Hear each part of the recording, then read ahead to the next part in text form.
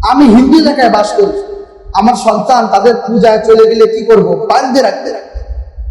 হ্যাঁ ভাই, রাসূল সাল্লাল্লাহু আলাইহি ওয়াসাল্লামের হাদিস রয়েছে, হুযায়ফা বিন ইয়ামান রাদিয়াল্লাহু আনহু বলেন, যখন দাজ্জাল আসবে তখন অবস্থা এমন হবে মহিলারা ভেঙ্গে চুরে দৌড় দেবে। রাসূল সাল্লাল্লাহু আলাইহি ওয়াসাল্লাম বলেছেন, মহিলাদেরকে প্রয়োজন হলে দাজ্জালের হাত থেকে বাঁচাতে খাটের পায়ার সঙ্গে বেঁধে রাখো, ঘরের খুঁড়ির সঙ্গে বেঁধে রাখো। ঠিক ওই কাজটি আপনার সন্তানের জন্য করতে হবে। কেন? সে হয়তো একদিন পূজায় গেল, কি আর হবে, সে একদিন যাবে, 2 দিন যাবে, পরের দিন সে ওখানে আনন্দ পাবে। আস্তে আস্তে করে সে ইসলাম থেকে দূরে সরে যাবে। আপনার মুসলিমের সন্তানটা নাস্তিক হয়ে যাবে আস্তে আস্তে করে একদিন। সুতরাং এই বীজ বপন হতে দেওয়ার কোনো সুযোগ নেই।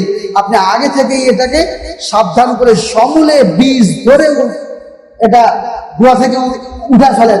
কোনোভাবেই এই বীজ গাড়তে দিবেন না। আপনার সন্তানের ছোট্ট নরম মাটিতে, কাদা মাটিতে এই হিন্দুত্ববাদী এই শিরকের বীজ বপন হতেই দিবেন না।